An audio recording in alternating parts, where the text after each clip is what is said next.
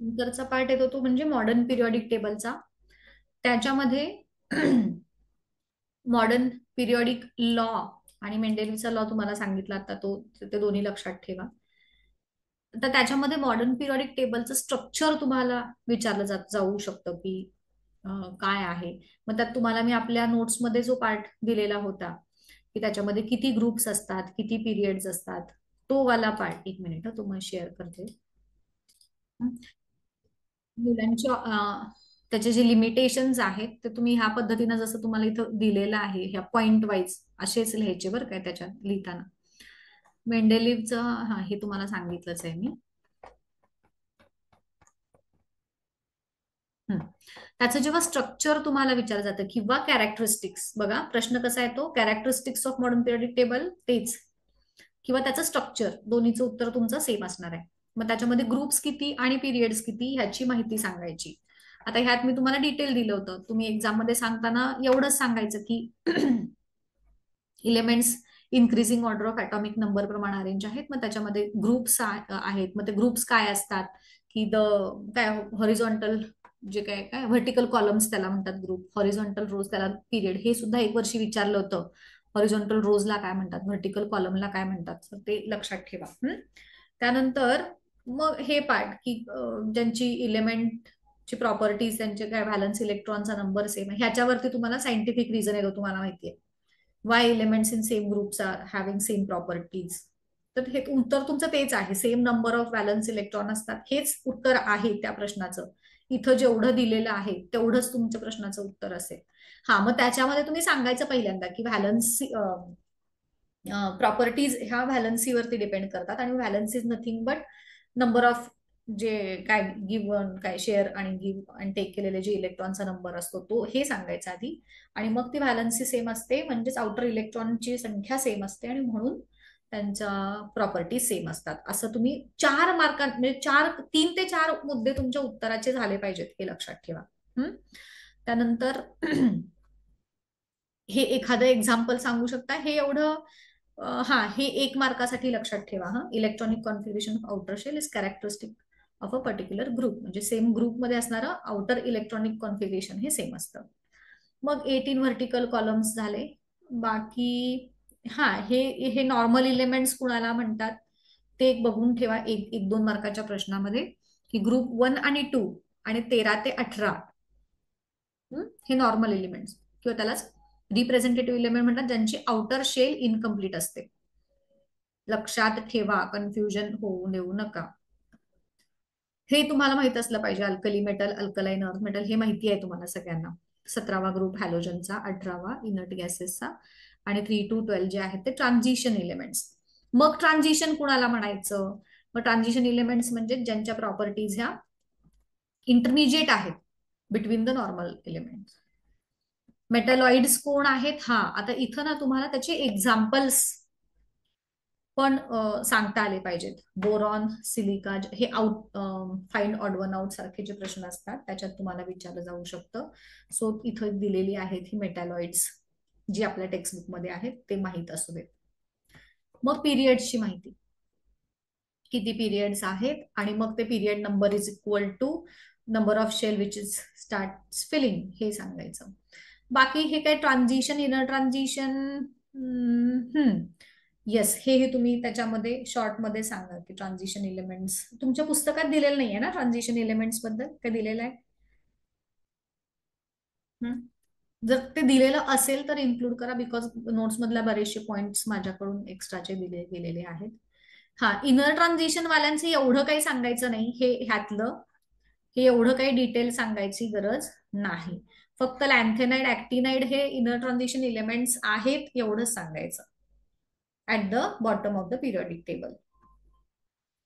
त्यानंतर मग हे 4 ब्लॉक्स, हे झालं स्ट्रक्चर. 4 ब्लॉक्स आहेत हे, एसपीडीएफ वगैरे हे तर तुम्ही सांगाल, बाकी डिटेल बस झालं, म्हणजे स्ट्रक्चर हे इथंपर्यंत तुमचं झालं. नुसते 4 ब्लॉक्स पण तुम्हाला विचारले जातील समजा, तर तुम्ही असं म्हणजे समजा तुम्हाला 3 मार्कांच्या प्रश्नामध्ये वगैरे विचारलं असेल तर अशी आउटलाईन दाखवून तुम्ही हे 4 ब्लॉक्स इंडिकेट करू शकता. एस ब्लॉक मध्ये कोणते एलिमेंट येतात, ग्रुप 1 आणि 2 मधले. पी मध्ये 3 ते 18, हे लक्षात ठेवा, हे 1 मार्काच्या प्रश्नांच्या साठी हा सगळा पाठ. ठीक आहे. त्यानंतर ठीक आहे, ग्रुप्स मधलं हे इलेक्ट्रॉनिक कॉन्फिगरेशन वगैरे कसं चेंज होत जातं. मी जसं ह्याचे एक इम्पॉर्टंट क्वेश्चन्स एकदा सांगितले होते बघा तुम्हाला, त्याच्यात मी हे दाखवलं होतं की पहिल्या म्हणजे ह्या ग्रुप मधल्या किंवा ह्या पिरियड मधल्या इलिमेंटचं कॉन्फिगरेशन सांगा, अशा पद्धतीने त्यांची arrangement, symbol, electronic configuration, valence, electron valency, असं त्यांचं हे करा वगैरे, असे चार्ट बनवा, अशा पद्धतीचे प्रश्न देखील विचारले जातात. हे असे write electronic configuration of first 4 elements, group 1 मधले पहिल्या 4 एलिमेंटचं कॉन्फिगरेशन सांगा, अशा पद्धतीचे प्रश्न देखील येतात. हम्म हे सगळे कॅन यू टेल वाले जे प्रश्न आहेत ना, पेज नंबर 22-23 वरचे, ते बघून घ्या. 3-5 मार्कांच्या प्रश्नांमध्ये हे विचारले जातात. हे येतात, हे 24 पानावरची पण ही जी ऍक्टिव्हिटी आहे ती 1 वर्षी बोर्ड एक्झामला आलेली आहे. हा चार्ट आहे ना, हा फिल करण्यासाठी आला होता, म्हणजे जसं फिल इन द ब्लँक सारखं असं ना, हे असं, मग हे असं वगैरे, अशा पद्धतीचे प्रश्न तुम्हाला ह्या चार्ट वरती पण विचारले आहेत ह्याच्या आधी बोर्ड एक्झाम मध्ये. मग तो फॉर्म्युला विचारला जातो, 2n² तो जो फॉर्म्युला आहे तो वाला.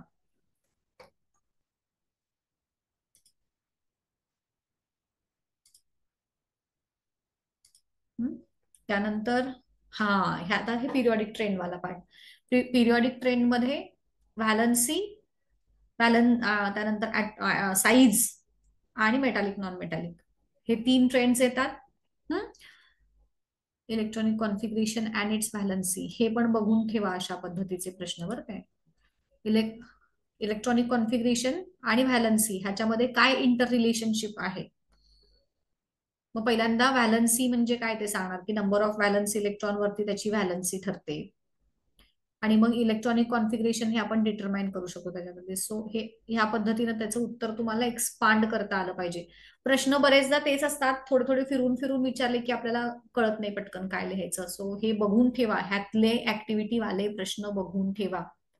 हे असे पण येतात, हे प्रश्न आलेले आहेत परीक्षेला. Atomic number of beryllium is 4, ऑक्सिजनचा 8 आहे, तर त्याचं इलेक्ट्रॉनिक कॉन्फिगरेशन लिहून ठेवा, दोघांचे सांगा वगैरे, अशा पद्धतीचे प्रश्न हे येतात. त्यामुळं हाही पार्ट बघून ठेवा, लक्षात येईल का रे.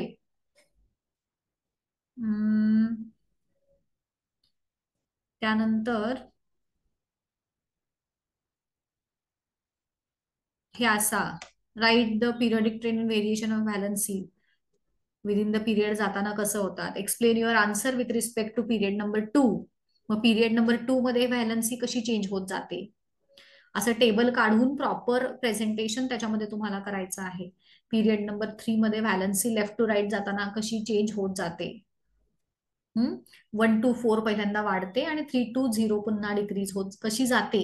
मग तुम्हाला त्यासाठी पिरियड 2 आणि पिरियड 3 मधले मिनिमम आता हे इलिमेंट्स माहिती असणं गरजेचं आहे. येत आहेत का बघा, पहिले 20 एलिमेंट्स तरी कमीत कमी. तेवढे 20 एलिमेंट्स आले तरी बास आहेत, त्याच्यापेक्षा जास्त यायची काही अपेक्षा नाहीये तुमच्याकडून. त्यानंतर व्हॅलन्सीवरचा हा पिरियड, हे येतात रे प्रश्न, हे करा, अगदी सोपे आहेत, बरेचदा आपल्याकडून वाचायचे वगैरे राहून जातात. मग व्हॅलन्सी वरती मग परत तुम्हाला सेम ग्रुप्स मध्ये इलिमेंट आहेत त्यांची व्हॅलन्सी सेम का असते, असा प्रश्न सायंटिफिक रिझन वाला येतो. मग त्याच्यामध्ये पण परत तेच, मगाशी सांगितलं हे तुम्हाला मी. येस, हा प्रश्न झाला आपला. ऍटॉमिक साईज, हे 1 पिकोमीटर म्हणजे किती मीटर, हा 1 मार्कासाठी लक्षात ठेवा. 10⁻⁻12 मीटर आहे, येतो हा. त्यानंतर variation of atomic size in groups, atomic size ग्रुपमध्ये कसा चेंज होत जातो. इथं तुम्हाला येतात बघा, ऍज सायंटिफिक रिझन वाले, as we move from top to bottom in a group atomic size why increase, तो इन्क्रीज का होतो, तर हे त्याचं उत्तर आहे, तुम्हाला दिलेलंच आहे. As we are moving down the group atomic radius पहिल्यांदा वाढत जाते, न्यू शेल्स ऍड होत जातात आणि नंबर ऑफ शेल्स त्याचा जसं खाली जात जाऊ तसा इन्क्रीज होत जातो. त्यामुळे डिस्टन्स बिटवीन दे आहे, हे सगळं प्रॉपर पॉइंट वाईज तुम्हाला उत्तर सांगता आलं पाहिजे. इन्क्रीज वाढ, हे काही एवढं दाखवायची गरज नाही, हे जस्ट तुम्हाला समजण्यासाठी मी सांगितलेलं होतं. हे असे येऊ शकतात, डिक्रीजिंग ऑर्डर, इन्क्रीजिंग ऑर्डर. त्यामुळे हेही प्रश्न बघून ठेवा. यूज युअर ब्रेन पॉवर मधले 25 ह्याच्यातले वगैरे पेज नंबरवरचे हे प्रश्न आलेले आहेत बोर्ड एक्झाम मध्ये. मेटल्स, नॉन मेटल्स असेही 2 मार्काच्या प्रश्नांमध्ये विचारतात किंवा 1 मार्काच्या प्रश्नामध्ये देखील. तुम्हाला अशी एखादी लिस्ट देतील इलेमेंटची आणि मग त्यांना मेटल्स आणि नॉन मेटल्स मध्ये क्लासिफाय करा वगैरे अशा पद्धतीचे प्रश्न विचारले जाऊ शकतात. त्यानंतर हाही प्रश्न तुम्हाला 5 मार्कांसाठी येतो की पोझिशन ऑफ द इलेमेंट्स, ते नाही का लिमिटेशन्स मेंडेलिव्हच्या पिरियडिक टेबलच्या कशा रिमूव्ह झाल्या. मग त्यात प्रत्येक ह्याच्यामध्ये आधी सांगायचं तुम्ही की असं असं होतं मेंडेलिव्हच्या पिरियडिक टेबलमध्ये. जसं की आता हा पहिला पॉइंट आहे, सम इलेमेंट्सची पोझिशन अॅनोमॅलस होती, जसं की मेंडेलिव्हच्या पिरियडिक टेबलमध्ये cobalt is placed before nickel. ते सांगा, हे ह्यांचे ॲटॉमिक मासेस त्यासाठी तुम्हाला पाठ असले पाहिजेत उत्तर तुमचं जास्त चांगल्या पद्धतीने येण्यासाठी. Modern periodic table atomic number प्रमाणे अरेंज केल्यामुळं कोबाल्टचा ॲटॉमिक नंबर 27 आहे, निकेलचा 28 आहे. त्यामुळं मग कोबाल्ट हे निकेलच्या म्हणजे इथं पण तेच आहे, कोबाल्ट आधी आणि निकेल नंतर. पण ह्याचं मास इथं जास्त आहे आणि ह्याचं मास इथं कमी आहे. हे जो फरक दिसतोय तो इथं 27-28 म्हणून निघून गेला आहे. असं प्रत्येकाच्या उदाहरणं देऊन तुम्हाला तिथं सांगायचं आहे. मग आयसोटोपची पोझिशन मध्ये काय होतं, मेंडेलिव्हच्या पिरियडिक टेबलमध्ये there was no fix position for isotope. मग ते कसं हे झालं, तर मग मॉडर्न पिरियडिक टेबलची अरेंजमेंट आपण त्यांच्या ॲटॉमिक नंबर प्रमाणे केली. So isotopes are having same atomic number, त्यामुळे ते सेम जागी सेम प्लेस वरती आहेत. असं सगळ्याच्या बाबतीत जे जे लिमिटेशन आहेत थोडक्यात मेंडेलिव्हच्या पिरियडिक टेबलचे ते रिमूव्ह झालेत, हे आपल्याला एक्झाम्पल देऊन सांगायचं आहे. हा 5 मार्काचा प्रश्न असू शकतो. Metallic and non metallic character ह्याच्यामध्ये बरेचदा गोंधळ होतो बघा. हे येत आहे ना तुम्हाला. मेटॅलिक कॅरेक्टर कुणाला म्हणतो आपण, की जे इलेक्ट्रॉन्स डोनेट करतात. इलेक्ट्रॉन्स डोनेट केल्यामुळं ज्यांच्यावरती पॉझिटिव्ह चार्ज येतो ते मेटल्स. आणि मेटॅलिक कॅरेक्टर म्हणजे इलेक्ट्रो पॉझिटिव्हिटी असतं, हे लक्षात ठेवायचं. इथं कन्फ्युजन होतं बरेचदा इलेक्ट्रो पॉझिटिव्ह इलेक्ट्रो निगेटिव्ह मध्ये. सो मेटॅलिक कॅरेक्टर म्हणजे इलेक्ट्रॉन दिल्यामुळं आलेला पॉझिटिव्ह चार्ज. मग as we go down the ग्रुपमध्ये वरून खाली जात असताना ऍटमचा साईज वाढत गेलाय, त्यामुळं इलेक्ट्रॉन्स इझिली दिले जातात. त्यामुळं मेटॅलिक कॅरेक्टर वाढत जातं. म्हणजे हा इलेमेंट पहिला आणि हा शेवटचा इलेमेंट ह्यांच्यापैकी लास्ट इलेमेंट हा मोर इलेक्ट्रो पॉझिटिव्ह असणार. ग्रुपच्या बाबतीत जर विचार केला तर पहिलं इलेमेंट हे लेस इलेक्ट्रो पॉझिटिव्ह असणार आणि लास्ट इलेमेंट हे मोर इलेक्ट्रो पॉझिटिव्ह असणार. किंवा मग मेटॅलिक नॉन मेटॅलिकच्या बाबतीत सांगायचं झालं तर हे लेस मेटॅलिक कॅरेक्टर असणार आणि ह्याचे मोर मेटॅलिक कॅरेक्टर असणार. मग पिरियड्स मध्ये जाताना काय होणार, पहिल्या इलेमेंटचा साईज मोठा, शेवटच्याचा लहान असणार. त्यामुळं पिरियड्स मध्ये लेफ्ट टू राईट जाताना मेटॅलिक कॅरेक्टर डिक्रीज होणार. हा मोर मेटॅलिक आणि हा लेस मेटॅलिक. इन अदर वर्ड्स हा मोर इलेक्ट्रो पॉझिटिव्ह आणि हा लेस इलेक्ट्रो पॉझिटिव्ह. हे कन्फ्युजन होऊन देऊ नका, राईट.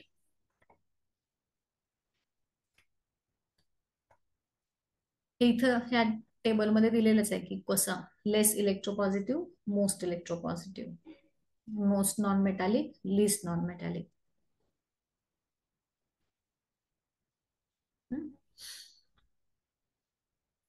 त्यानंतर हे तर हॅलोजन फॅमिली मधले हे 1-1 मार्कांसाठी बघून ठेवा.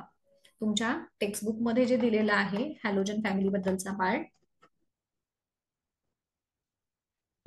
हे जे आहे ग्रेडेशन इन हॅलोजन फॅमिली, तर हे बघून ठेवा हे 1 मार्कासाठी. की जसं बघा फ्लोरीन हे जे आहेत ना, हे वालं फ्लोरीन आणि क्लोरीन हे गॅसेस आहेत, ब्रोमीन लिक्विड आहे, आयोडीन सॉलिड आहे.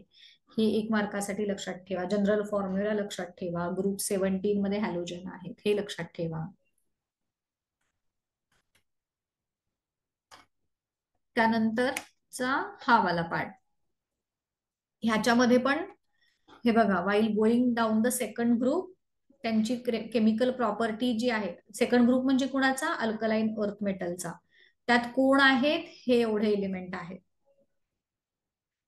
ठीक आहे, मग याच्यात हे सांगू, beryllium does not react with water, हे वाले एक एक मार्कासाठी बघून ठेवा. हे असेच येतात बघा, कुठले तरी एक मार्काचा प्रश्न अशा चौकटीतलाच येणार, जो वेगळा असणार आहे कोणता तरी.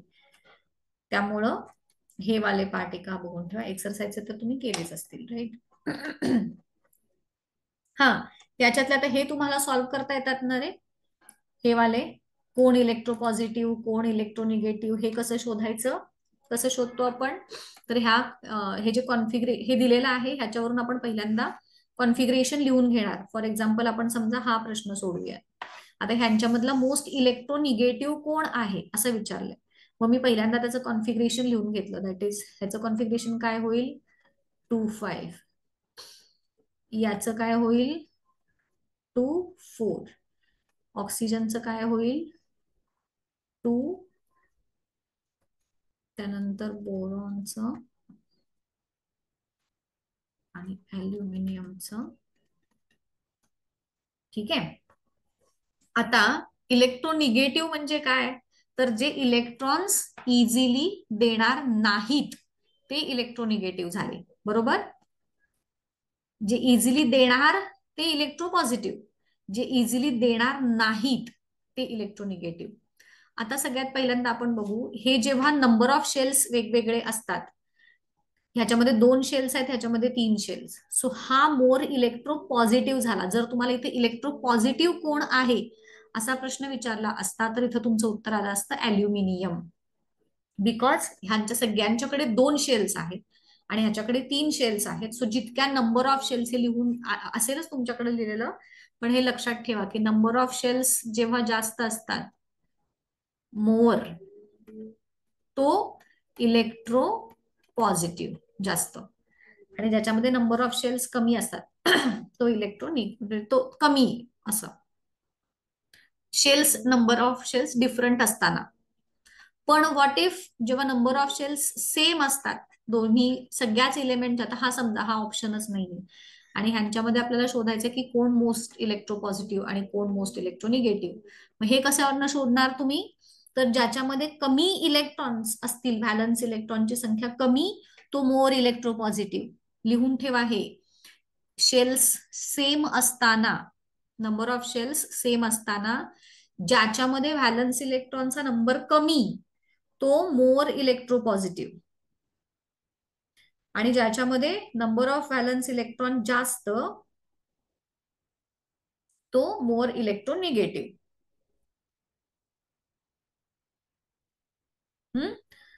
मग आता ह्याच्यामधला इलेक्ट्रोनिगेटिव्ह कोण झाला, ऑब्व्हियसली ऑक्सिजन, बिकॉज ह्याच्याकडे नंबर ऑफ व्हॅलन्स इलेक्ट्रॉन जास्त आहे.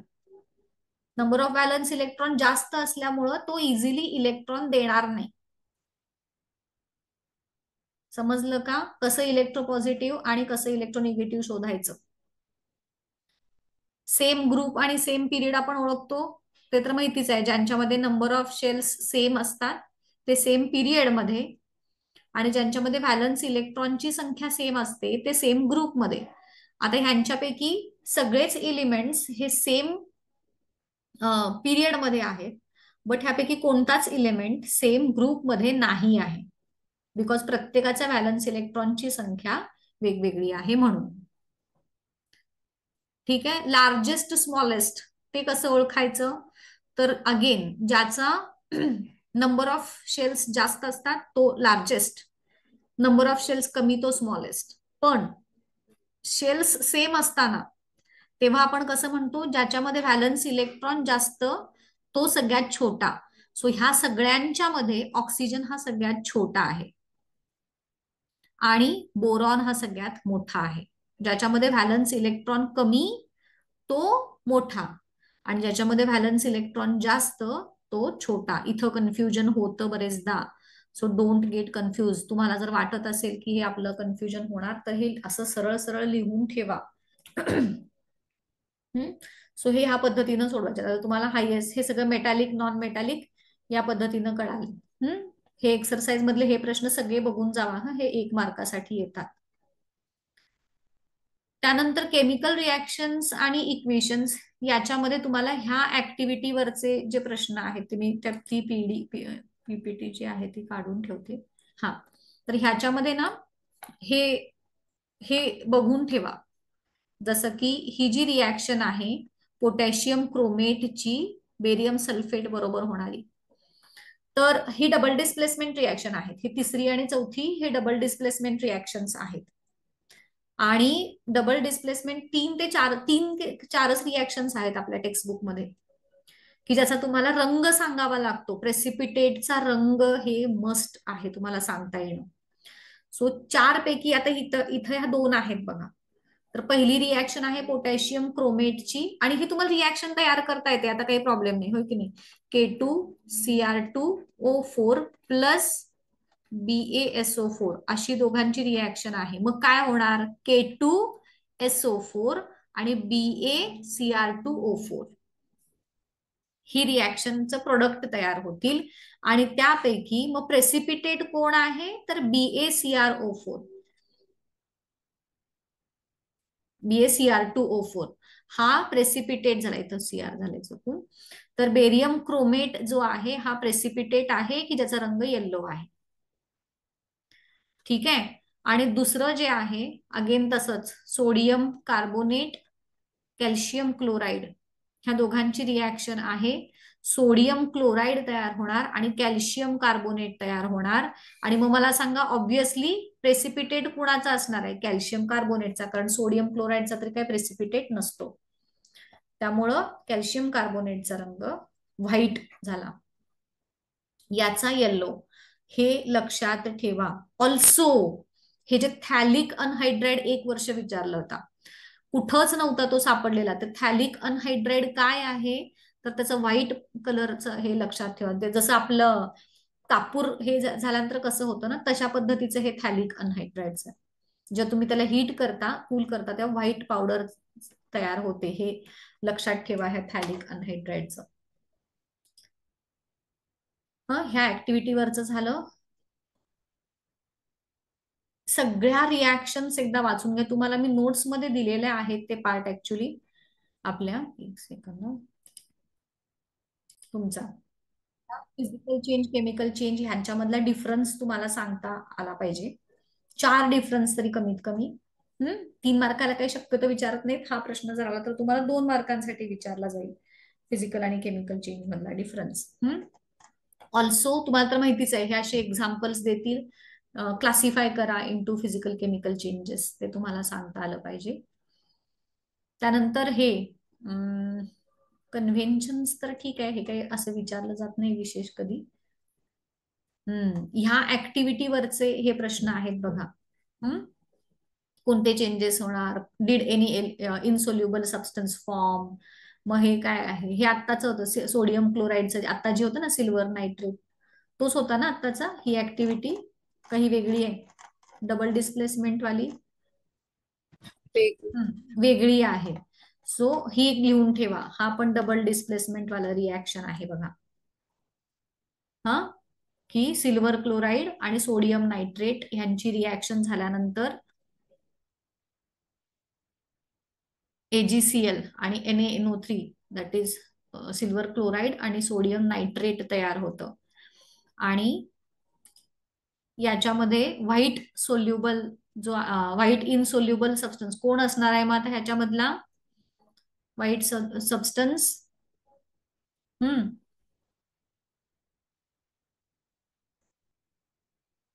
याच्यामधला व्हाईट प्रेसिपिटेट कोणाचा असणार आहे, AgCl. AgCl. सो ही तिसरी रिॲक्शन झाली बघा, डबल डिस्प्लेसमेंट वाली. साइड बाय साइड तेही तुमच्या डोक्यात असू देत. सो हा प्रश्न 3 मार्काला विचारला 1 वर्षी. हे लक्षात असू देत तुम्हाला. हे तर ठीक आहे, सिल्वर नायट्रेटचे युजेस ते मी जेवढे हायलाइट केले तेवढेच बघून जावा. बॅलन्स येते का करता, स्टेप वाईज बॅलन्स करायला छोटस विचारलं जाऊ शकतं तुम्हाला. तर तिथं पहिल्या स्टेप मध्ये तुम्हाला हेच लिहायचंय की write chemical equation from the given word equation. जर वर्ड इक्वेशन दिलं असेल तर, आणि जर केमिकल इक्वेशनच दिलं असेल तर आपण इथं काय लिहिणार, ह्याच्या ऐवजी rewrite the given chemical equation. हे इथं वर्ड दिलंय म्हणून मी असं लिहिलंय. समजा तुम्हाला असंच दिलं असेल तर मग तुमची पहिली स्टेप होणार rewrite the given chemical equation. Step number 2 ही आहे अशी लिहायची, check whether the equation is balanced or not वगैरे. आणि मग नंबर ऑफ ऍटम्स सेम आहेत की नाहीत हे असा हा चार्टच लिहायचा, असंच लिहायचं, ह्यात चेंजेस नाही करायचे. याला हे परत लिहून त्याला नंबर 1 दिलं तुम्ही, हे बॅलन्स केलं.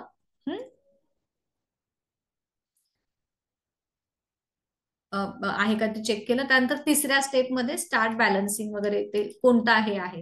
तर हे आहे अशी ही बोल्ड स्टेप. स्टेप नंबर 3 मध्ये असंच लिहायचं परत, आणि मग तिथं बॅलन्सिंग घ्यायचं. कोणता तुमचा जो आयटम असेल तो, हा टेबल आला पाहिजे तुमच्या उत्तरात. हे पण आहे असं लिहायचं. म्हणजे ही स्टेप जशी आहे की don't change the formula, instead apply the factor और कोइफिशियंट जे असेल ते. आणि मग पुन्हा बॅलन्स आहे की नाही ते ऐका. जे काही तुम्हाला बॅलन्सिंग करायचं आहे ते तुमच्या थर्ड स्टेप मध्येच होणार. Balancing will be your third step. Final तुमचं जोपर्यंत नंबर ऑफ आयटम्स दोन्हीकडचे तुम्हाला इक्वल दिसत नाही तोपर्यंत तुम्ही थर्ड स्टेप मध्ये जो काही गोंधळ घालायचा तो घालायचा. आणि जेव्हा बॅलन्स होईल तर मग तुमचं step 4 will be this. Balancing हे जे काही आहे सगळं टोटल तुमचं 4 स्टेप मध्ये झालं पाहिजे. त्यानंतर हे वाला रिॲक्टंट्स अँड प्रोडक्ट्स ओळखायला, हे येईल तुम्हाला. ठीक आहे. त्यानंतर ही पण एक डबल डिस्प्लेसमेंट रिॲक्शन आहे बघा. ही वाली कॅल्शियम क्लोराईड आणि सल्फ्युरिक ऍसिडची, कॅल्शियम सल्फेट आणि हायड्रोजन क्लोराईड, ही पण डबल डिस्प्लेसमेंट. किती 4 रिॲक्शन झाल्या ना डबल डिस्प्लेसमेंटच्या आपण बघितल्यात.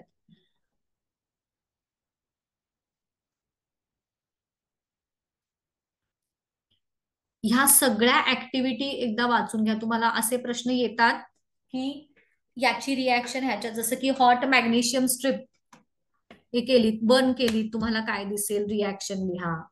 किंवा तुम्हाला मग असं येईल की वॉटर बीकर घेतलेला आहे, त्याच्यात कॅल्शियम ऑक्साईड घातलं, काय ऑब्झर्व होणार, रिॲक्शन लिहा.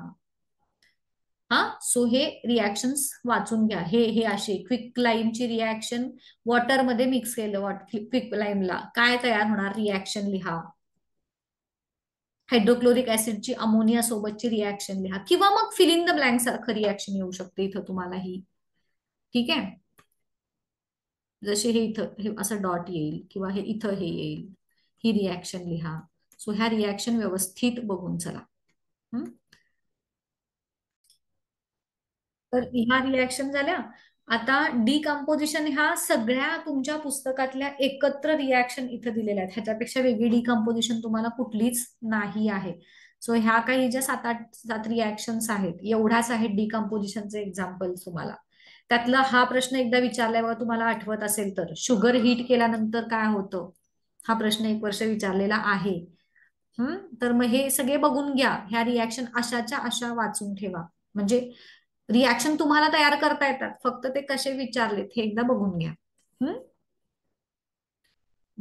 ह्याच्यामध्ये जसं हे बघा, silver chloride kept in sunlight, त्याचं काय होतं, कोणत्या कलरचा सबस्टन्स तयार होतो, हा विचारलाय प्रश्न. तर त्याचा ग्रे कलरचा सिल्वर तयार होतो, हे तुम्हाला माहित असलं पाहिजे. हे झालं.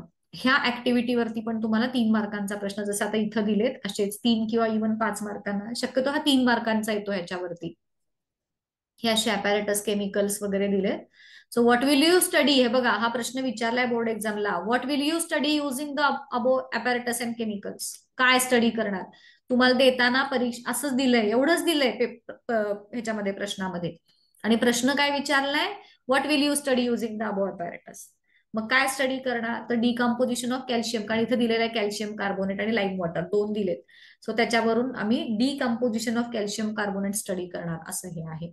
ड्रॉ नीट लेबल डायग्रॅम, त्याची डायग्रॅम काढा, पुस्तकातलीच आहे ही डायग्रॅम. हा, मग कोणता गॅस इव्हॉल्व्ह होतो? CO2 गॅस इव्हॉल्व्ह होतो.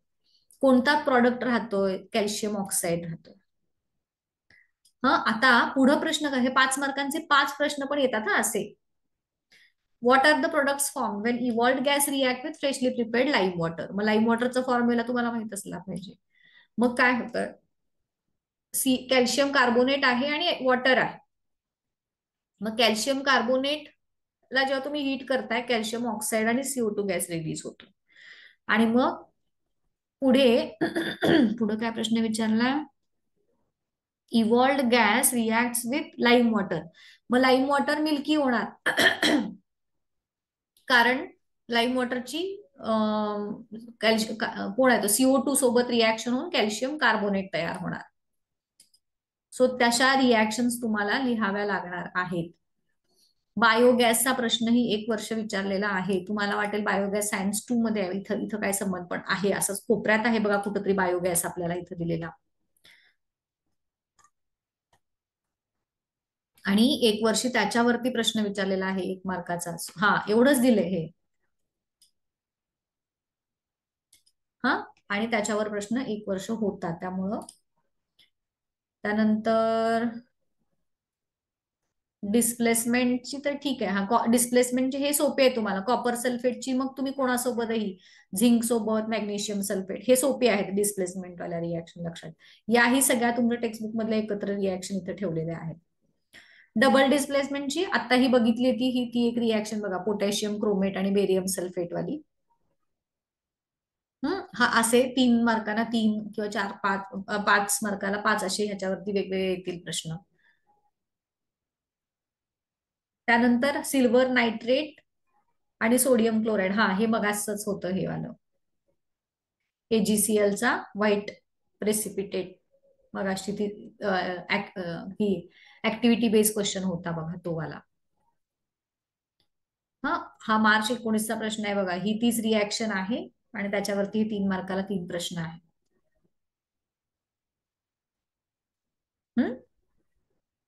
त्यानंतर हा एक प्रश्न आहे बघा तसाच activity based. Arnav dissolved a small amount of A to beaker containing water and observed that solution temperature increases. Temperature वाढवले. हा, मग आता प्रश्न काय विचारला? What type of process take place when A is added to water? Temperature वाढलंय म्हणजे exothermic झाली ही रिॲक्शन. मग आता ह्याच्यामधले NaOH जेव्हा पाण्यामध्ये ऍड करतो आपण तेव्हा टेम्परेचर वाढतं आणि KNO3 घातलं की टेम्परेचर कमी होतं. NaOH ची वॉटर सोबतची रिॲक्शन ही एक्झोथर्मिक आहे, व्हेअरएज KNO3 ची एंडोथर्मिक आहे. हे माहीत असू देत, हा प्रश्न विचारलेला आहे हा सुद्धा 1 वर्षी. मग त्याच्यावरून मग असं की टेम्परेचर वाढतंय, मग ही कुठली रिॲक्शन, किंवा मग ह्याची ही रिॲक्शन आहे ती एक्झोथर्मिक आहे की एंडोथर्मिक आहे, ते तुम्हाला माहितीच आहे ना. ॲरोवरती जेव्हा ट्रायंगल असतो ती एंडोथर्मिक असते, किंवा ॲरोच्या इथं इथं प्लस हिट असं असेल, किंवा ॲरोवरती ट्रायंगल असेल, तर हे दोनही प्रकार झाले एंडोथर्मिक वाले. आणि इथे प्रोडक्ट साइडला हीट लिहिलेलं असेल तर ती एक्झोथर्मिक, हे ओळखायची. हे 2-3च एक्झाम्पल आहेत एंडोथर्मिक एक्झोथर्मिकचे, त्यामुळे त्याचाही तुम्हाला काही हे नाहीये. म्हणजे ऐका, ह्याच्यात रिॲक्शन अशा काही खूप पाठ करायचे वगैरे असं नाहीये. जस्ट बघून जायचं की कोणती एंडो आहे कोणती एक्झो आहे, झालं. हे बघा 2च एंडो आहेत आणि 2च एक्झो आहेत. त्यानंतर हाही एक असा प्रश्न देतील, हे असा आला होता 1 वर्षी. रिॲक्शन देतील आणि मग तुम्ही तुमच्या ह्याच्यानुसार त्यांना कॅटेगराईज करा 2 ग्रुप्समध्ये. मग ह्यापैकी फास्ट आणि स्लो रिॲक्शन असं ह्यांना आपण हे केलंय, डिव्हाइड केलंय. हा प्रश्न आलेला होता 1 वर्ष. त्यानंतरचा मग हा तर आहेच आहे, रेट ऑफ केमिकल रिॲक्शन वाला. पार्टिकल साईज वगैरे ते कशा कशावरती डिपेंड करतो, नेचर, साईज. हा, आणि ह्याच्यावरचे सायंटिफिक रिझनचे प्रश्न पण ठरलेले आहेत आपले. हा एक प्रश्न येतो बरं काय, rate of chemical reaction in our daily life. Importance. आणि त्याच्यावरचे जे सायंटिफिक रिझन वाले प्रश्न आहेत ते सगळे तुम्हाला माहितीच आहे. सगळ्याचं उत्तराचा आराखडा म्हणतो तो सगळ्याचं सेमच आहे, बरोबर. ते हे की rate of chemical reaction depends on मग आयदर तो प्रश्न जर पार्टिकल साईजची रिलेटेड असेल तर पार्टिकल साईजशी घालायचं, किंवा मग कॅटॅलिस्ट जे काही तुमचा इथं असेल तो, आणि मग त्याच्यावरून हे पुढचे पॉइंट्स तुमचे मांडत जायचे. सो हे प्रश्न तुम्हाला विचारतात सायंटिफिक रिझनचे हे वाले. झिंक पावडर रिॲक्ट फास्टर, किंवा मग असा पण प्रश्न येईल तुम्हाला बघा की हे वालं शहाबाद टाईलचं वगैरे, शहाबाद टाईल फास्टर का होणार आणि त्याची पावडर स्लोअर का, सॉरी उलट, शहाबाद टाईल स्लोअर का होणार आणि पावडर का रिॲक्ट फास्टर होणार असं. सो हे सगळे प्रश्न त्याच्याशी, ह्या रेट ऑफ रिॲक्शनशी रिलेटेड आहेत. Vegetables cook quickly on oil than boiling water. तेलामध्ये भाज्या पटकन का शिजतात? त्याच्यामध्ये काय सांगणार? टेम्परेचर वरती. ऑइलचं टेम्परेचर पाण्यापेक्षा फास्ट हे असतं, जास्त असतं, म्हणजेच बॉइलिंग पॉइंट त्याचा जास्त आहे, म्हणून ऑइलमध्ये भाज्या पटकन शिजतात. हे असं तुमचे उत्तर माहित असू देत तुम्हाला. ऑक्सिडेशन रिडक्शन तर तुम्हाला माहिती आहेत. ऑक्सिडंट आणि हे जे आहेत ना, ही एक्झाम्पल्स बघून जावा रे. ही जी 3-4 रिॲक्शन एक्झाम्पल्स आहेत ना, ऑक्सिडंट तुम्हाला येऊ शकतात. What are oxidants? त्याचे 2-3 एक्झाम्पल्स सांगा. तर मग हे एक्झाम्पल्स तुम्हाला माहित असू देत. ऍसिडिक पोटॅशियम डायक्रोमेट, त्यानंतर ऍसिडिक पोटॅशियम पर मॅग्नेट, हायड्रोजन पेरॉक्साईड आणि ओझोन, हे 4 ऑक्सिडंट्स आहेत.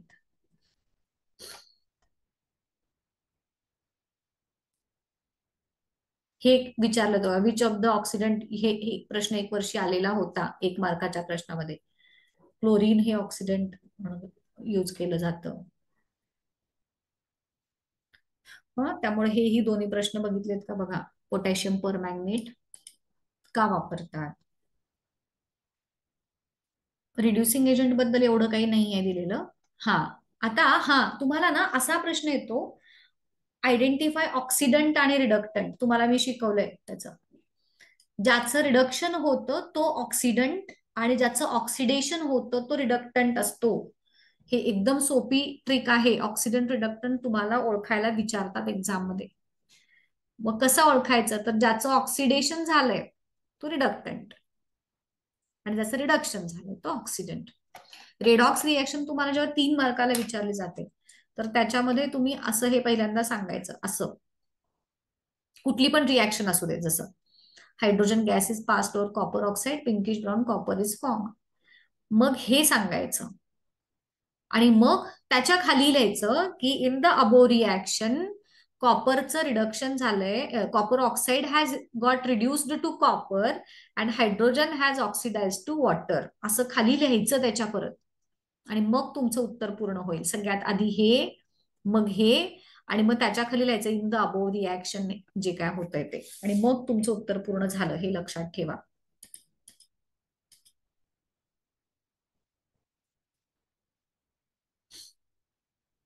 हे तर सोपं आहे, तुम्हाला माहितीच आहे. गंजण्यासाठी, करोजन होण्यासाठी एअरची आवश्यकता असते आणि पाण्याची आवश्यकता असते. पहिल्या याच्यामध्ये ऑइल वरती असल्यामुळं, पण आणि हे बॉइल्ड वॉटर आहे त्यामुळे त्याच्यातले सॉल्ट्स रिमूव्ह झाले, सो पहिल्यामध्ये गंजणार नाही. दुसरं सॉल्ट सोल्युशन आहे ह्याच्यात आणि वरती ओपन पण आहे, सो ह्याच्यात गंजणार. तिसऱ्यामध्ये पण गंजणार. चौथ्यामध्ये काय झालंय? अनहायड्रस कॅल्शियम क्लोराईड आहे. अनहायड्रस असल्यामुळं ते जेव्हा आपण ह्याच्यात ठेवलं आणि वरनं त्याला घातलंय त्यामुळं काय होणार? त्यामुळं ते अनहायड्रस कॅल्शियम क्लोराईड सगळं एअर त्या ट्यूब मधली सक करणार आणि त्यामुळं ह्याच्यामध्ये देखील त्याचं करोजन होणार नाही. सो 1 आणि 4 मध्ये होणार नाही, 2 आणि 3 मध्ये होणार. ठीक आहे. सो हे झालं करोजन. करोजन ऑफ आयर्न वरती मी तुम्हाला सांगितलं, एवढं मोठं लक्षात ठेवायची गरज नाही. ती जी टेक्स्टबुक मध्ये तुमच्या एक्सरसाइज मध्ये आहे, एक्सरसाइजचे तर येणारच आहेत आपल्याला, नो डाऊट. तर हा जो प्रश्न आहे याच्यात पहिल्यांदा तुम्ही, हा विचारला जातो जेव्हा तुम्हाला समजा एक्सप्लेन करा वगैरे, हा 5 मार्काला येतो परीक्षेला. मग हे एवढंच, इथं जेवढं दिलंय तेवढंच तुम्हाला लिहायचंय. सगळ्यात पहिल्यांदा ते सांगायचं की तो पूर्ण त्याचा कलर वगैरे गेल्यानंतर it acts as a electrochemical cell. ज्याचा पार्ट निघून गेलाय तो ऍनोड होतो आणि ज्याचा पार्ट कलर आहे तो कॅथोड म्हणून ऍक्ट करतो. मग ऍनोड वरती काय रिॲक्शन होते एवढी सांगायची. कॅथोड वरती रिॲक्शन होते एवढी सांगायची. आणि मग टोटल रिॲक्शन एवढी. सो एवढाच पार्ट तुम्हाला लिहायचा आहे. त्या नोट्समध्ये मी दिलेला होता तो तुम्हाला समजण्यासाठी दिलेला होता. तेवढं सगळं डिटेल सांगायची गरज नाही. हम्म.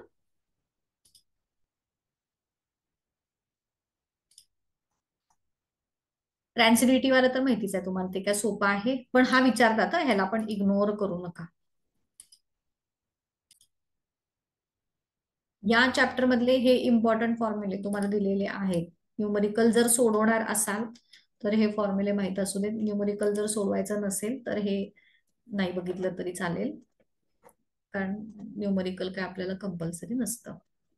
जूल्स लॉ ऑफ हिटिंग तुम्हाला येतो बरं काय, एक्सप्लेन करा किंवा डिराईव्ह करा. हम्म. आणि हा आहे, समजा तुम्हाला जूल्स लॉ कोणता असं विचारलं तर हे आहे, तुमच्या पुस्तकात पण दिलेलं आहे बघा. म्हणजे बरीचशी त्याच्यात आहेत, पण इथं जसं दिलंय बघा, this is called Joule's law of heating असं दिलंय ना. सो जर तुम्हाला विचारलं 1 मार्क्स साठी तर हे लक्षात ठेवा, H is equal to I square R T, हे जूल्स लॉ ऑफ हिटिंग आहे. इलेक्ट्रिकल पॉवरचं युनिट 1 वॅट. हे एक एक हे नायक्रोमचं वगैरे हे एक एक मार्कांसाठी बघून घेतलं ना, त्याचं मेल्टिंग पॉइंट वगैरे काय काय जे दिलंय. त्यानंतर हा वाला पार्ट, हे हे 1 मार्कासाठी बघून घ्या. 1 किलोवॅट आर म्हणजे किती, किंवा हे किती जूल वगैरे आहे, हे सगळं ना हे लक्षात ठेवा 1 मार्कासाठी. त्यानंतर हे तर तुम्हाला माहिती आहे, शॉर्ट सर्किटिंग वगैरे ते काय सांगायची गरज नाही. लाईव्ह न्यूट्रल वायर हे सगळं. हा ह्यातलं पण एक फाइंड आउट आहे, पण हे आपल्याला 9वीत झालेलं आहे. 1 किलोवॅट आर म्हणजे 1 युनिट असतं ते. आपल्या इलेक्ट्रिसिटी मीटर मधला 1 युनिट म्हणजे 1 किलोवॅट आर असतं. 1 किलोवॅट आर म्हणजेच किती, एवढे एवढे जूल्स. म्हणजे आपण जेव्हा 1 जूल 1 युनिट लाईट वापरली असं जेव्हा म्हणतो, ते हे हे आहे एवढे जूल. हे माहीत असू दे,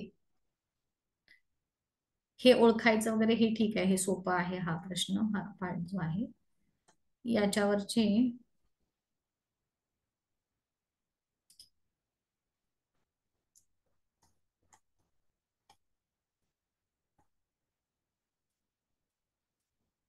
शॉर्ट सर्किट, हा हे नोट्स तुम्हाला हे शॉर्ट नोटला विचारलं जातं शॉर्ट सर्किट ओव्हरलोड मध्ये.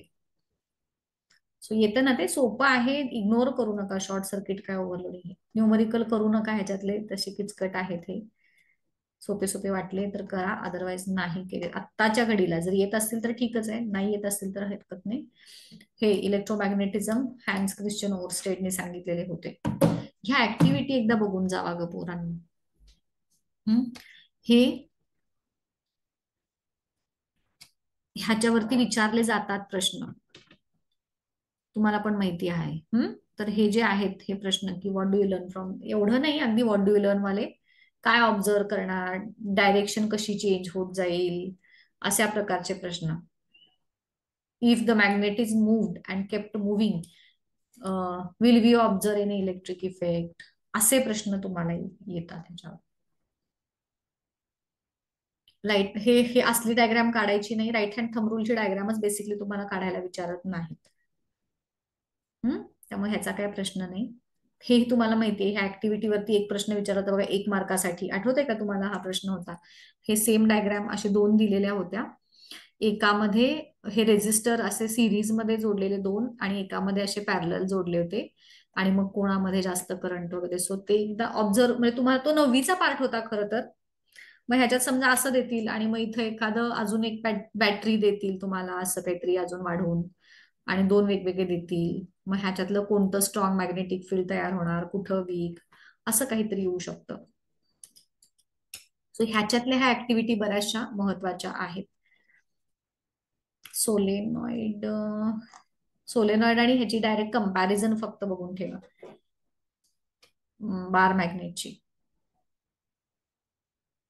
याच्यातलं पण ठीक आहे, हे काय एवढं नाही बघितलं तरी चालेल. हे वालं असं माहिती आहे तुम्हाला की आयदर हे किंवा हे काहीतरी एक मुव्हिंग असेल तेव्हा करंट इंड्यूस होतो. सो ह्याच्यावरती पण ह्या डायग्राम वरती बेस्ड प्रश्न येतात. लेफ्ट हँड रूलचं आणि राईट हँड रूलचं मी तुम्हाला सांगितलंय. जेव्हा डायग्राम काढायची असते तेव्हा ही वाली काढायची, ही नाही काढायची. आणि ही पण काढताना आपण कशी काढतो, अशी. बरोबर. आणि मग लेफ्ट हँड आहे ना आपल्याला इथं सांगितलेला. सो लेफ्ट हँड रूल दाखवत असताना तुमचा लेफ्ट हँड घ्यायचा, असा धरायचा या पद्धतीनं. बरोबर. लेफ्ट हँडच्या माझं फोर फिंगर जे आहे ते इथं येतंय. सो हे फोर फिंगर मॅग्नेटिक फील्ड दाखवणार. इकडे माझं मिडल फिंगर येते डायरेक्शन ऑफ करंट आणि वरती फोर्स ऑन कंडक्टर. सो हे बरेचदा कन्फ्युजन होतं ना आपल्याला की इकडच्या बाजूला काय लिहायचंय, इकडच्या बाजूला काय लिहायचंय. तर आपलं लिटरली लेफ्ट हँडचा रूल असेल तर लेफ्ट हँड सरळ धरायचा आणि त्या अकॉर्डिंगली ह्या बोटांची दिशा सांगायची. मग तुम्हाला हे माहितीच आहे ना सगळ्यांना की फोर फिंगर काय इंडिकेट करतं, मिडल फिंगर काय इंडिकेट करतं, आणि सो त्याच्या हिशोबानं हे सांगायचं. मोटर, जनरेटर आणि दोन्ही जनरेटर थोडक्यात त्यांचे कन्स्ट्रक्शनचं तर तुम्हाला सांगितलंच आहे की पहिले 6 पैकी 4 कॉमन आहेत. सो त्याचा कंपॅरेटिव्ह स्टडी तुम्ही टेबल बनवलेला आहे. बरोबर. सगळ्यांच्या मध्ये रेक्टँग्युलर लूप आहे, सगळ्यांच्या मध्ये स्ट्रॉंग मॅग्नेट आहेत. सो हे काहीही येऊ द्यात, मोटर येऊ द्यात किंवा 2 जनरेटर पैकी कुठलंही येऊ द्यात, हे तुमचं कॉमन असणार आहे. हे 3. आणि हा स्प्लिट रिंग्स ह्या तुमच्या ह्या मोटरमध्ये आहे आणि डीसी जनरेटरमध्ये. डीसी जनरेटरमध्ये स्प्लिट रिंग्स आणि ह्या इलेक्ट्रिक मोटरमध्ये स्प्लिट रिंग्स असतात. हा एक फरक झाला. बॅटरी ही फक्त मोटरमध्ये असते, जनरेटरमध्ये नाही. आणि ऍक्सेल मात्र परत सगळ्यांच्या मध्ये आहे. सो हे 4 कंपोनंट्स सगळ्यांच्या मध्ये तुम्हाला कॉपी पेस्ट करायचे आहेत कन्स्ट्रक्शन लिहिताना. हे लक्षात ठेवा. 6 पैकी 4 कॉमन. फक्त बॅटरी तुम्हाला मोटरमध्ये आहे. 2 जनरेटरमध्ये बॅटरीच्या ऐवजी आपण काय वापरतो, गॅल्व्हानोमीटर. हे एवढं झालं की कन्स्ट्रक्शनचा पार्ट झाला. वर्किंगचा पण पार्ट मी तुम्हाला दाखवलेला आहे. हे जेवढे अंडरलाईन केलेले आहेत तेवढे तुम्हाला लक्षात ठेवायचे आहेत की फ्लेमिंग्स लेफ्ट हँड रूल वापरतो मोटरमध्ये. पहिल्या हाफ रोटेशन मध्ये आर्म ए बी डाऊनवर्ड जाते, सीडी अपवर्ड जाते. हे कंपल्सरी, हे जे मी अंडरलाईन केले ते आलंच पाहिजे तुमच्या उत्तरात. त्यानंतर अँटी क्लॉकवाईज फिरते इन डायरेक्शन ABCD. दुसऱ्या हाफ रोटेशन नंतर R2 आणि R1 रिंग त्यांच्या B1 आणि B2च्या कॉन्टॅक्टमध्ये येतात. करंट DCBA डायरेक्शन न जातो. आर्म BA अपवर्ड होते सेकंड ह्याला आणि CD डाऊनवर्ड होते. सो हे ह्या पद्धतीनं तुमचं वर्किंग तुम्हाला सांगायचं आहे. इलेक्ट्रोमॅग्नेटिक इंडक्शन फॅराडेचं आहे. गॅल्व्हानोमीटर पण सोपा आहे त्याच्यात. हा लॉ आहे. जेव्हा तुम्हाला लॉ सांगायचा आहे तर तो जसा पुस्तकात आहे तसाच सांगायचा, त्याच्यात चेंजेस करायचे नाही. राईट हँड रूल जसं आता सांगितलं तसं लेफ्ट हँड रूलचं जसं सांगितलं त्याच पद्धतीनं उलट्या बाजूनं राईट हँड सांगताना उजवा हात धरायचा आणि त्या पद्धतीनं बोट दाखवून लिहायचं. अशाच हा खालची डायग्राम अगेन. ACDC मधला डिफरन्स येतोय ना सगळ्यांना. 4 आता हे किती 3 मार्काला विचारलं जाऊ शकतं. मोस्टली 2 मार्काला डिफरन्स वाला प्रश्न येतो, 3 ला खूप कमी विचारला जातो. सो 2 मार्कासाठी 4 पॉइंट्स भरपूर झाले. हे जनरेटरचं वर्किंग प्रिन्सिपल, मग अशी मोटरचं पण वर्किंग प्रिन्सिपल ते 1 मार्काला येतं बरं काय. मोटरचं वर्किंग मध्यंतरी कोणीतरी शाळेत तुम्हाला सांगितलं, तुम्ही चुकीचं सांगितलंय म्हणून. सो ह्याची डेफिनिशन विचारली तर ही सांगणार तुम्ही मोटरची. आणि जनरेटरमध्ये उलट मेकॅनिकल टू इलेक्ट्रिकल आणि इलेक्ट्रिक मोटरमध्ये इलेक्ट्रिकल टू मेकॅनिकल असा आहे फरक. Current carrying conductor placed in a magnetic field experience force हे मोटरचं वर्किंग प्रिन्सिपल आहे. आणि जनरेटरचं वर्किंग प्रिन्सिपल इलेक्ट्रोमॅग्नेटिक इंडक्शन आहे. हे माहीत असू दे. डायग्राम्स तुम्हाला ह्या सोप्या सोप्याच आहेत. मग त्या अगदी काही 3D डायग्राम काढायला पाहिजेत असं काही नाहीये. तुम्हाला मी जशा सांगितल्यात ह्या अशा सिंपल पद्धतीनं काढल्या तरी चालेल. याच्यामध्ये पण हा जो पार्ट मी अंडरलाईन केलेला आहे तो तुमच्या उत्तरात आला पाहिजे. AB पहिल्यांदा अपवर्ड, CD डाऊनवर्ड, क्लॉकवाईज जाते. आता इथं राईट हँड रूल आपण वापरलाय. ABCD हे जे सगळं आहे या पद्धतीनं तुमच्या उत्तरात हे पॉइंट आले पाहिजेत. मग ह्याचा पण तुम्ही कम्पेअर करू शकताय. तिघांचेही वर्किंग एकत्र लिहून काढा. आता नाही, जेव्हा तुम्ही कराल त्यावेळेस मग इथं तुम्हाला लक्षात येईल की इथं आपण काय लिहिलंय, जनरेटरमध्ये काय आहे आणि DC जनरेटरमध्ये काय आहे. असं तिघांचंही कम्पॅरेटिव्ह वर्किंग पण कम्पॅरिझनच लक्षात ठेवा आणि कन्स्ट्रक्शन पण. ठीक आहे, हा चॅप्टर झाला. आता त्याच्यानंतर कोणता आपला हीट आणि टेम्परेचर मधला डिफरन्स जस्ट बघून ठेवा. कॅन यू रिकॉलचा आहे, त्याचे काय असतात ते. हे काय बघितलं चालेल, different page of heat transfer, पण जस्ट हीट आणि टेम्परेचरचा डिफरन्स बघून ठेवा. लॅटेंट हीटची कन्सेप्ट येते का? Heat energy required to change the substance from one stage to another at a constant temperature, त्याला आपण लॅटेंट हीट म्हणतो. सो जेव्हा तुम्ही लॅटेंट हीट एखाद्या सबस्टन्सला देता किंवा त्याची काढून घेता तेव्हा त्याचे फिजिकल स्टेट सेम राहते, बरोबर. ती सॉरी, टेम्परेचर सेम राहतं, फिजिकल स्टेट त्याची जोपर्यंत चेंज होत नाही तोपर्यंत ते जे काही टेम्परेचर कॉन्स्टंट राहतं त्याला आपण लॅटेंट हीट असं म्हणतो. आणि मग एकदा का फिजिकल स्टेट कम्प्लिटली चेंज झाली की मग हळूहळू त्याचं टेम्परेचर राईज व्हायला लागतं किंवा मग कमी होऊ लागतं जे असेल ते. लॅटेंट हीट ऑफ फ्युजन ही जनरली आपण सॉलिड्सना देतो किंवा सॉलिड मधली काढून घेतो. सॉलिड टू लिक्विड किंवा लिक्विड टू सॉलिड होताना जी हीट असते ती लॅटेंट हीट ऑफ फ्युजन. आणि लिक्विड टू गॅस किंवा गॅस टू लिक्विड ही जी हीट असते ती लॅटेंट हीट ऑफ वेपोरायझेशन.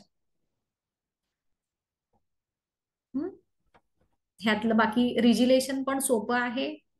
हे एवढंच आहे रिजिलेशनची डेफिनेशन. बाकी हे काय बघू नका तुम्ही, हे पण काय बघू नका. मग डायरेक्टली अनोमॅलस बिहेवियर मध्ये हे एक एक मार्कासाठी बघा मी जे हायलाइट केलंय. 4 डिग्री सेल्सिअसला व्हॉल्यूम वॉटरचा मिनिमम असतो. हे एक मार्काला बरेचदा येऊ शकतं असं. हे एक्सप्लेन द ग्राफ येतात तुम्हाला एक्सरसाइज मधले आहेत. हा 5 मार्काला वगैरे पण येऊ शकतो हा वाला ग्राफ जो आहे तो. मग पहिल्यांदा त्यात तुम्ही काय सांगाल, A to B मध्ये जे आहे तेव्हा इवन दो तुम्ही त्याला हीट देताय परंतु त्याचं काय झालंय, टेम्परेचर मात्र इन्क्रीज होत नाही, ते कॉन्स्टंट आहे. Water exist in 2 states at this range, solid आणि लिक्विड ह्या दोन्ही स्टेट्स मध्ये आहे. मग ऍट बी ला गेल्यानंतर काय होणार, हळूहळू कम्प्लीट त्याचं कन्व्हर्जन लिक्विड मध्ये झालंय. Then its temperature start rising up to C ला आलं की त्याचं टेम्परेचर 100 डिग्री होणार. Again it will be in the same state, म्हणजे टेम्परेचर तुम्ही हीट जरी देताय तरी टेम्परेचर त्याचं अगेन कॉन्स्टंट राहणार. मग ते परत वॉटर आणि वेपर ह्या 2 स्टेट्स मध्ये आहे. हे सगळं असा हा ग्राफ तुम्हाला एक्सप्लेन करायला आहे. वरचाही वरचं हे तर काय नाही, ठीक आहे. ह्याच्या स्पेसिफिक लॅटेंट हीट, ठीक आहे, हे काय बघू नका एवढं. रिजिलेशन झालं.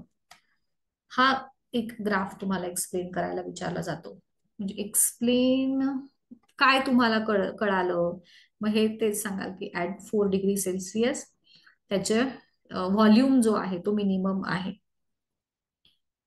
वॉटरचा व्हॉल्यूम हे लिहून ठेवा, कन्फ्युजन होतं बरेचदा. व्हॉल्यूम त्याचा मिनिमम आहे आणि 4 डिग्री सेल्सिअसला अजून एक काहीतरी दिलेलं आहे ह्याच्यात, डेन्सिटी मॅक्सिमम आहे ऍट 4 डिग्रीला आणि व्हॉल्यूम मिनिमम आहे, हे एक लक्षात ठेवायचं.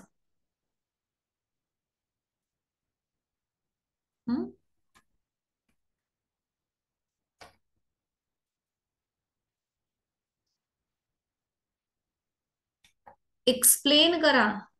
ही डायग्राम काढायला येते तुम्हाला, सोपी आहे.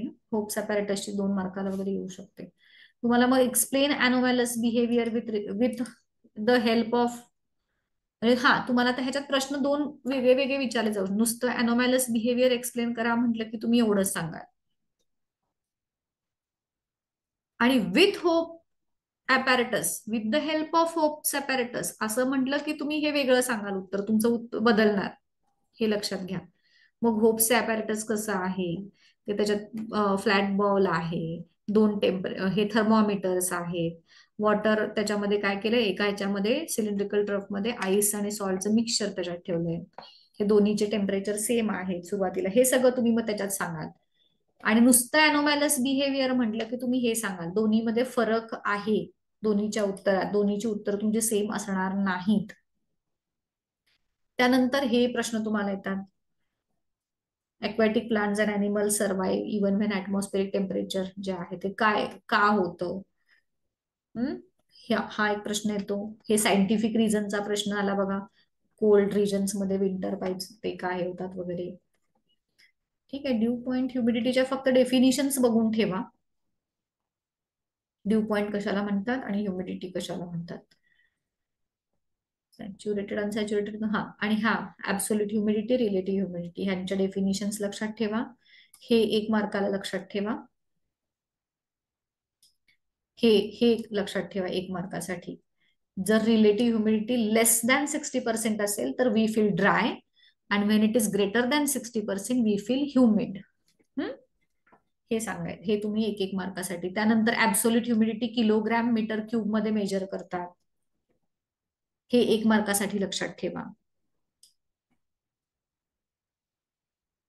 हे सायंटिफिक रिझन आला ह्याच्यावरती. हीटचे हे फक्त SI CGS युनिट बघून ठेवा ह्यातले. स्पेसिफिक हीट कपॅसिटीचा एक्सपेरिमेंट येईल का तुम्हाला सांगता, हा त्याच्यात एक्सपेरिमेंट तर झालाच हा वाला, हे लक्षात ठेवा जास्त. आणि ते जसं त्याचा सिम्बॉल काय आहे, युनिट पुस्तकात युनिट उलटे आहेत, ते तुम्ही व्यवस्थित लिहा मात्र. जूल किलोग्रॅम, जूल पर किलोग्रॅम डिग्री सेल्सिअस हे SI युनिट झालं, आणि कॅलरी पर ग्रॅम डिग्री सेल्सिअस हे CGS युनिट झालं.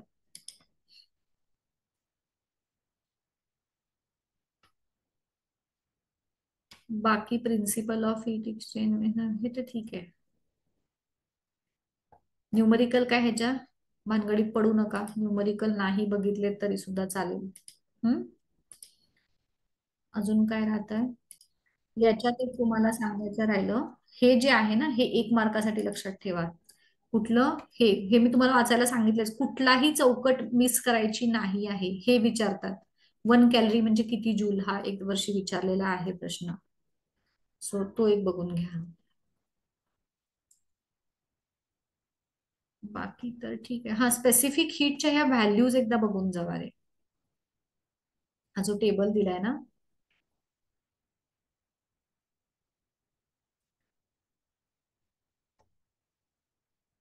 हम्म, ठीक आहे.